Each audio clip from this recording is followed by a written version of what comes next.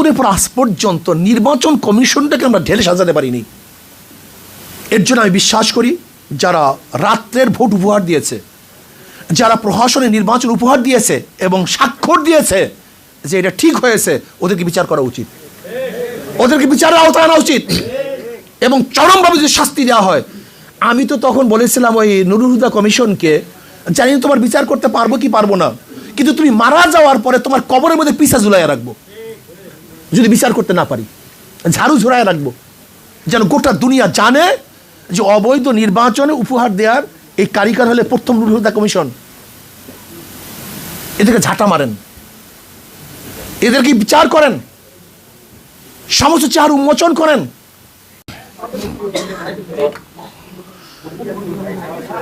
আসসালামু আলাইকুম ওয়া রাহমাতুল্লাহি ওয়া বারাকাতুহু। নাহমাদু ওয়া নুসাল্লি আলা রাসূলিহিল কারীম, আম্মা বাদ, ফাআউযু বিল্লাহি মিনাশ শাইতানির রাজীম। বিসমিল্লাহির রহমানির রহিম। ওয়া মা আরসালনাকা ইল্লা রাহমাতাল লিল আলামিন। আল্লাহুম্মা সাল্লি আলা মুহাম্মদ ওয়া আলা আলি মুহাম্মদ। আজকে আলোচক বৃন্দ অনেক দামি দামি কথা বলেছেন, যেহেতু সবাই তো দামি, অনেক গবেষক। আমি দেখছি এই গবেষকদের মধ্যে মনে হয় আমি ছোট গবেষক, আমার চেয়ে সবাই বড়। আসলে আগামী বাংলাদেশ কেমন হবে, বিগত বাংলাদেশ কেমন ছিল, এর উপরে ডিপেন্ডেড। আমরা কেন আন্দোলন করেছিলাম ৭১-এ আমরা সবাই জানি, সাম্য, মানবিক মর্যাদা, সামাজিক ন্যায় বিচার প্রতিষ্ঠিত করার জন্য। কিন্তু হয়েছে? হয় নাই। বিগত সরকারগুলি যারাই যখন সরকারে ছিল এই জাতির আশা এবং আকাঙ্ক্ষাকে পূরণ করতে পারে নাই। এর জন্য দেখবেন প্রত্যেক শাসক আসার পরই তাদের বিরুদ্ধে আন্দোলন, সমালোচনা শুরু হয়েছে। আবার আন্দোলন করেছি, সাকসেস হয়েছি, আবারও আন্দোলন, আবারও রক্তপাত, আবারও সংগ্রাম, আবারও অবরোধ। কতদিন করব? এর কারণটা কি? আসলে আমি দেখছি মূল কারণ সম্পর্কে আমরা অনেকেই আলোচনা করি না। ধরে নেন আগামী বাংলাদেশ কেমন হবে যদি আওয়ামী লীগের যুব সংগঠন এখানে বৈঠকটা করতো, এর চেয়ে খারাপ কথা একটাও বলতো না। এখানে যে কথাগুলি নিয়ে আসছি এর চেয়ে হয়তো আরো ভালো ভালো কথা বলতো। আচ্ছা, কমিউনিস্টের কোনো যুব সংগঠন যদি এই গোল টেবিল বৈঠক করতো, সেখানে এরকম সুন্দর সুন্দর কথা আসতো। দেখেন, গণতন্ত্রের ব্যাপারে শেখ হাসিনার মুখে যতবার বক্তব্য শুনেছি, গণতন্ত্র রক্ষা করতে হবে, পুনরুদ্ধার করতে হবে, বাস্তবায়ন করতে হবে, এরকম বক্তব্য হয়তো বা অনেকের মুখে আমরা শুনিনি। একজন মানুষ যখন বক্তৃতা করে সে চায় যে মানুষজন আকৃষ্ট হয়, ভালো কথা বলতে পারে। কিন্তু সবচেয়ে মূল প্রশ্ন কোথায়, আমাদের দেশে বড় সমস্যাটা কি? এই সমস্যা সম্পর্কে আমরা আসলে কেউ আলোচনা করি না।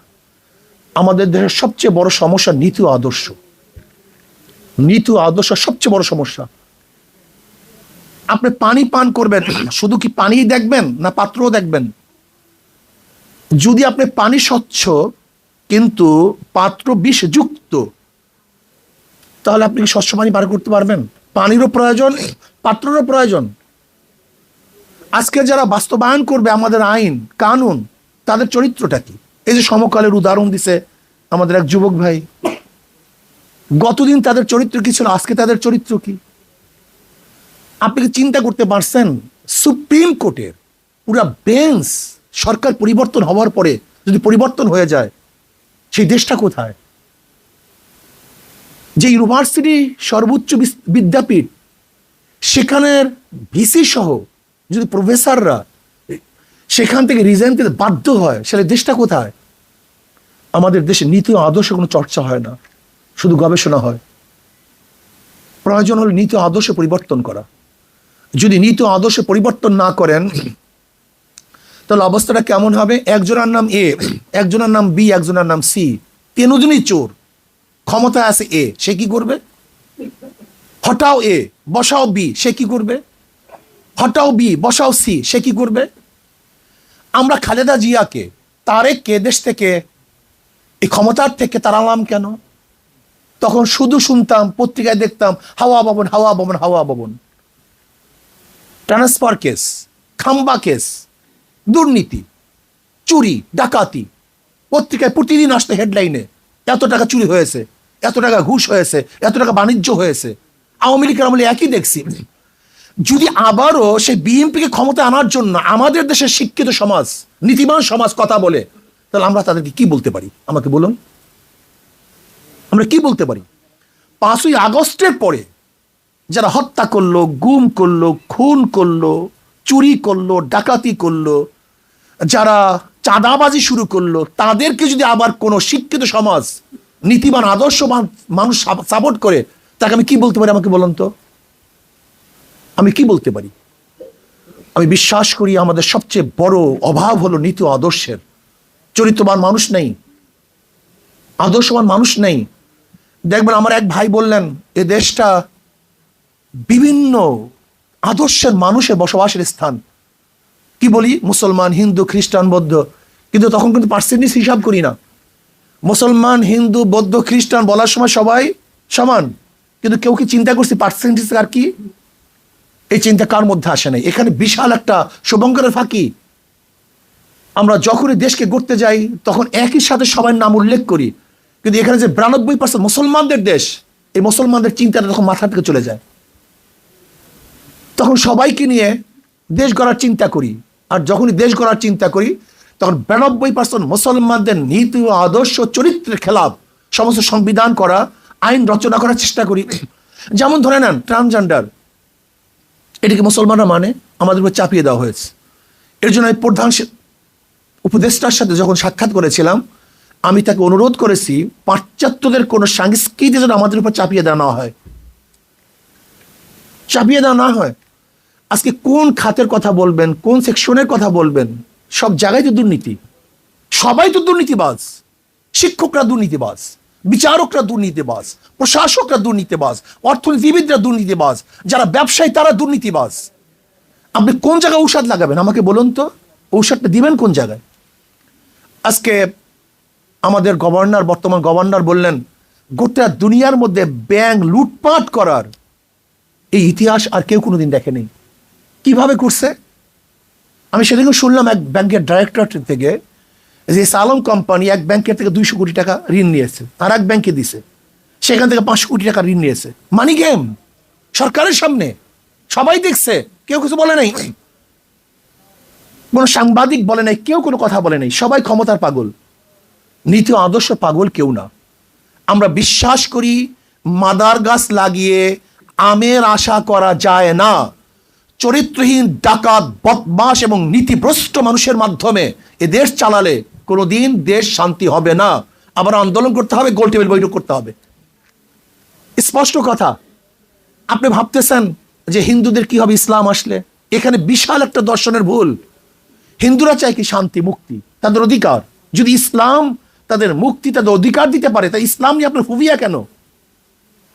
নিগৃহীরা কি চায়? তাদের শান্তি, তাদের অধিকার। যদি ইসলাম তাদের অধিকার প্রতিষ্ঠা করতে পারে, তাহলে ইসলামের নাম শুনলে আপনার ফুবিয়া কেন? যদি বৌদ্ধদের অধিকার ইসলামের মধ্যে থাকে, আপনি দেখেন সেকুলারের নিয়ে আলোচনা করলে আমাদের মধ্যে কোনো ফুবিয়া নাই, কমিউনিজম নিয়ে আলোচনা করলে কোনো ফুবিয়া নাই, ডেমোক্রেসি নিয়ে আলোচনা করলে ফুবিয়া নাই, কিন্তু ইসলামের কথা বললে ইসলাম মানিটা কি? তার মানিটা কি? যদি ইসলাম সমস্ত জাতি, সমস্ত ধর্মের, সমস্ত ব্যক্তির অধিকারকে প্রতিষ্ঠিত করতে পারে, তাহলে ইসলামী আইন করলে সমস্যা কোথায়? আমাকে দেখান যে ইসলাম আসলে অমুক জায়গায় সংঘর্ষ হবে, সেটা আমাকে দেখান। যদি আমি মনে করি ইসলাম আসলে সবার অধিকার প্রতিষ্ঠিত হবে, তাহলে একটা আইন এবং নীতি অনুযায়ী আমরা চলি, সমস্যা কোথায়? দেখেন ইসলামের মধ্যে যেমন হিন্দুদের অধিকার দেয়া আছে, একটা কুলি, মজদুর, ঋষি, কামার, মুচির অধিকার দেয়া আছে। আপনি দেখেন পশুর অধিকার দেয়া আছে। আমি স্পষ্ট ভাষায় বলতে চাই, বলার চেষ্টা করব, জানি না সময় তো একেবারে সংক্ষিপ্ত। হযরত ওমর ইবনে খাত্তাব রাদিয়াল্লাহু তাআলা জমানাতে দেখেন তো, আবু বকর সিদ্দিকের জমানাতে দেখেন তো, আবু বকর সিদ্দিক রাদিয়াল্লাহু তাআলার স্ত্রী বলতেছে আমার একটা মিষ্টি খাইতে মনে চায়, সেই টাকা তো নাই, ঠিক আছে ব্যবস্থা করতেছি। একটা উদাহরণ শোনেন, তারপর দেশ নির্মাণ করার চেষ্টা করি আমরা। বিনির্মাণ তো করবো, কিন্তু ভিত্তিটা কি? আবু বকর সিদ্দিক রাদিয়াল্লাহু তাআলার স্ত্রী তার ভাতার থেকে মোটামুটি কিছু কিছু জোগাতে জোগাতে কিছু টাকা জমা করছেন। এবার হাতে দিয়েছেন আবু বকর সিদ্দিক রাদিয়াল্লাহু তাআলার কাছে যে আপনি মিষ্টি কিনে নিয়ে আসেন। বলে তুমি টাকা পেলা কোথায়? বলে আপনার যে ভাতা, সেই ভাতার থেকে কিছু কিছু আমি সংগ্রহ করে। বলে তা তো আমার অতিরিক্ত হয়ে গেছে, আমার ভাতা এত নেওয়া ঠিক না। শুধু মিষ্টি আনলেনই না, বরং সেই টাকাগুলি বাইতুল মালে ফেরত দিয়ে আসলেন। এর নাম ইসলাম, এর নাম নীতি আদর্শ। আজকে দেখবেন আমাদের বাংলাদেশ, আমরা বলি গরিব গরিব গরিব গরিব, অথচ আমাদের ডিসিদের কত খরচ হয় দেখেন। দেখুন ডিসির পিছনে বাংলাদেশ কত টাকা খরচ করে, একজন এসপির পিছনে বাংলাদেশ কত টাকা খরচ করে, একজন সচিবের পিছনে কত টাকা খরচ করে। আমাকে বলুন, যে বাংলাদেশ আমরা বলি গরিব রাষ্ট্র, সেই রাষ্ট্রের একজন আমলা কর্মচারী যদি হাইফাই গাড়িতে চলে, তাহলে অবস্থাটা কি হবে আমাকে বলুন তো? ওরাই তো চোর, ওরাই তো ডাকাত, ওদেরকে আমরা সেই মানে নিয়ে এসছি। আপনি জানেন যশোরের বাংলুরির অবস্থা দেখেন, যশোরের ডিসির যে বাংলুরটা আছে সেখানে কত একর জমি আছে জানেন আপনি? কত একর জমি সেখানে, একটা মনে হয় যে কান্ট্রি, একটা রাজত্ব। সে মানুষ মনে করে না, এই অফিসার, এই গার্ড, এই সে মনে করে মানুষ না। এর জন্য আমি প্রধান উপদেষ্টার কাছে লঙ্গি পরে গিয়েছিলাম। কেন? এই সংস্কৃতি পরিবর্তন করুন, যে ভাব ভূপ পরিবর্তন করুন।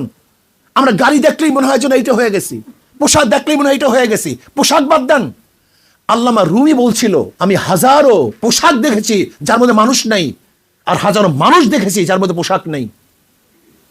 আমরা সম্পূর্ণ আর্টিফিশিয়াল হয়ে গেছি, আমাদের মূল লক্ষ্য উদ্দেশ্য তো অনেক দূরে চলে গেছে। আজকে বাজেটের বেশি চলে যায় কোথায় দেখেন তো? জনগণের কল্যাণে বেশি যায় না প্রশাসনকে পালার জন্য বেশি যায়? আমাকে দেখান আপনি। আজকে শিক্ষা খাতের বাজেট কোথায়? আজকে চিকিৎসা খাতের বাজেট কোথায়? আজকে অন্ন বস্ত্র বাসস্থানের বাজেট কোথায়?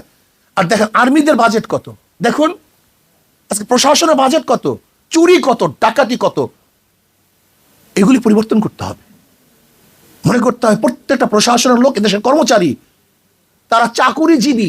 চাকুর মানে চাকুরগিরি করে যে জীবিকা নির্বাহ করে তার নাম চাকরিজীবী। আইনজীবী যে আইন ব্যবসা করে জীবিকা নির্বাহ করে তা আইনজীবী।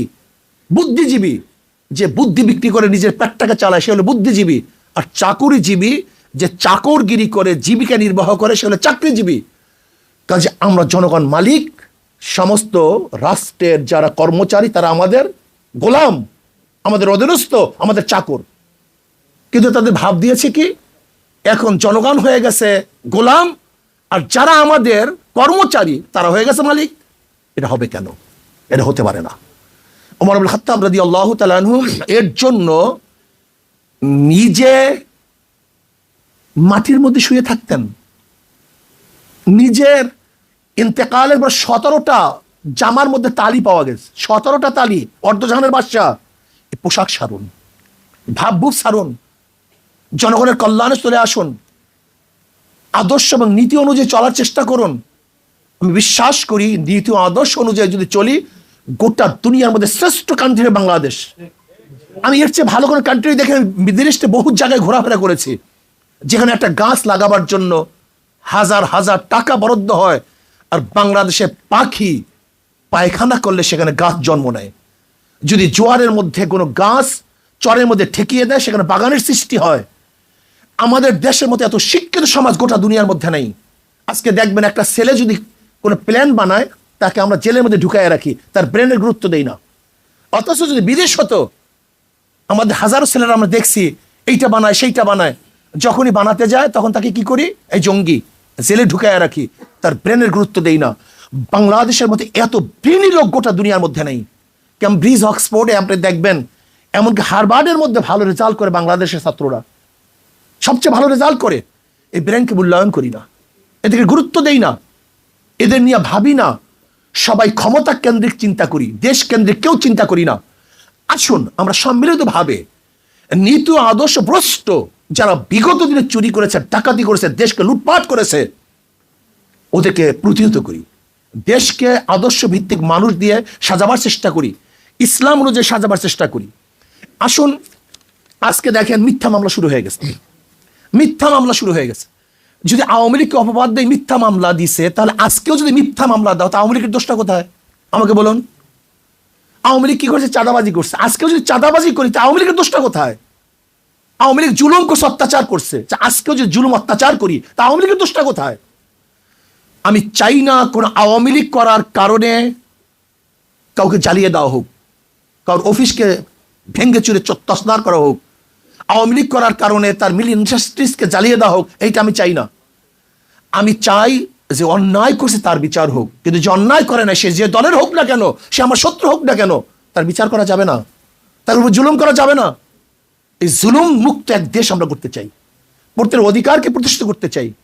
আমরা এখন জুলুম করতেছি, হাজারো মামলা হচ্ছে, নিরাপদ মানুষের বিরুদ্ধে মামলা হচ্ছে। তাই সে আওয়ামী লীগ করুক, সে নিরাপরাধ, সে ভালো, তার নামে মামলা দেবো কেন? তাহলে আপনিও যখন ক্ষমতা পরিবর্তন হবে, তা আপনার নামে তো মামলা দিবে। এই সংস্কৃতি চলবে কেন? আমরা চাই প্রাইম মিনিস্টার রাস্তায় হাঁটবে, কেউ কাউকে বলবে না। বিশ্বাস করেন, যখন সেফটি আইন করছে শেখ পরিবারের জন্য, তখন আমি বলছি এদেশের জনগণ অসেফটি, তারা নিরাপদ না। যদি তারা নিরাপদ হতো, তাহলে শেখ পরিবারের জন্য সেফটি আইন করার প্রয়োজন হইতো না।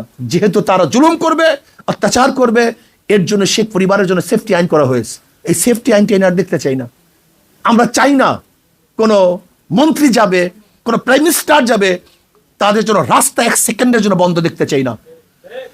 স্পেশালি একজন সাধারণ জনগণ যেইভাবে বরাদ্দ পাবে, সরকারি কর্মচারীরা তার চেয়ে কোনো বেশি বরাদ্দ পেতে পারবেন না। হযরত আবু বকর সিদ্দিক রাদিয়াল্লাহু আনহু খেলাফতে বসার পরে কাপড়ের গাঠটি নিয়ে বাজারে যাইতেছিলেন। শোনেন, ইসলাম সম্পর্কে আমরা অনেকেই জানি না। ইসলামী ফুবিয়া আমাদেরকে পাগল করে ফেলছে, আমাদের ব্রেনকে ধ্বংস করে ফেলছে। কাপড়ের গাঠটি নিয়ে বাজারে যাইতেছেন। ওমর ইবনে খাত্তাব রাদিয়াল্লাহু বললেন, ভাই আবু বকর কোথায় যান? কলে বাজারে যাই ব্যবসা করার জন্য। পেট চালাবো কিভাবে, খাবো কিভাবে? কলে গোটা জাতির বোঝা আপনার কাঁধের উপরে, আর আপনি যান ব্যবসা করার জন্য। কলে খাবো কি? কল ঠিক আছে, বাইতুল মাল থেকে আপনার জন্য কিছু ভাতা নির্ধারণ করি।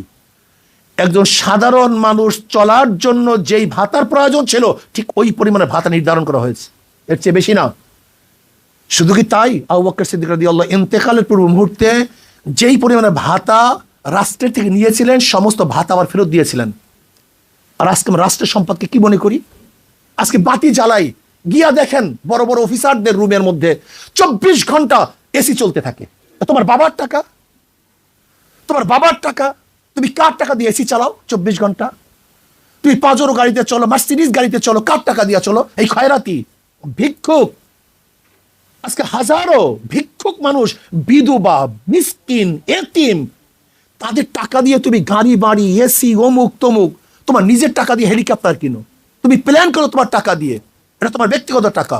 কিন্তু রাষ্ট্রের একটা টাকা অপচয় হোক, এটা আমরা চাই না। একটা টাকা চাই না, বসা হোক, এটা আমরা চাই না। রাষ্ট্রের প্রত্যেক কর্মচারীকে দেশের অবস্থার আলোকে বাজেট করতে হবে দেশের আলোকে। এই জন্য আসুন, যদি আমরা পিআর সিস্টেমে নির্বাচন করি, তাহলে দেখা যায় কমপক্ষে ভালো মানুষগুলি সেখানে আসার সম্ভাবনা আছে।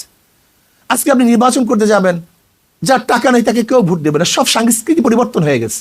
আসবে কিভাবে ভদ্র মানুষগুলি? ক্ষমতা আসবে কিভাবে ভদ্র মানুষগুলি? আমার তো টাকা নেই, আমি তো হাজার হাজার টাকা চুরি করি নেই, আমি কিভাবে একটা ভোট 5,000 টাকা দিয়ে কিনবো? আমাকে বলুন তো, আমার দ্বারা সম্ভব কিভাবে? আজকে যারা লুটপাট করেছে, এদেরকে ভোট থেকে চিরজীবনের জন্য বয়কট করতে হবে। এরা ভোটে আসতে পারবে না। যাদের দ্বারা চুরি প্রমাণিত হয়েছে, অবৈধ সম্পদ প্রমাণিত হয়েছে, এই দল এবং এই ব্যক্তি কোনো অবস্থাতেই নির্বাচন অংশগ্রহণ করতে পারবে না।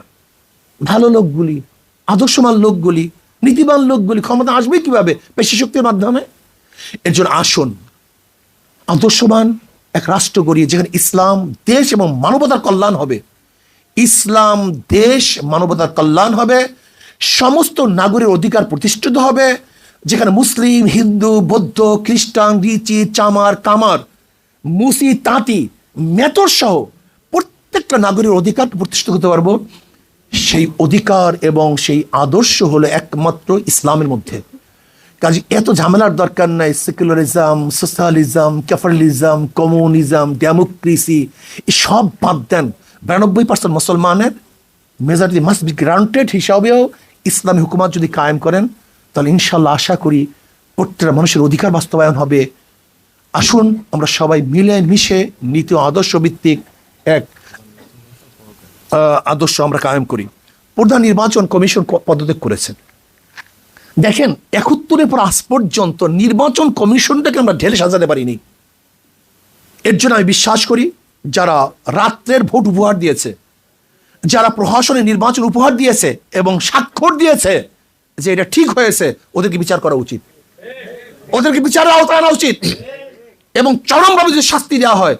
আমি তো তখন বলেছিলাম ওই নুরুল হুদা কমিশনকে, জানি না তোমার বিচার করতে পারবো কি পারবো না, কিন্তু তুমি মারা যাওয়ার পরে তোমার কবরের মধ্যে পিসা ঝুলাইয়া রাখবো যদি বিচার করতে না পারি, ঝাড়ু ঝুলাইয়া রাখবো, যেন গোটা দুনিয়া জানে যে অবৈধ নির্বাচনে উপহার দেওয়ার এই কারিগর হলে প্রথম নুরুল হুদা কমিশন। এদেরকে ঝাঁটা মারেন, এদেরকে বিচার করেন, সমস্ত চেহারা উন্মোচন করেন। এই কোর্ট টাইর মধ্যে যে সমস্ত চেহারাগুলি আছে এগুলো উন্মোচন করেন।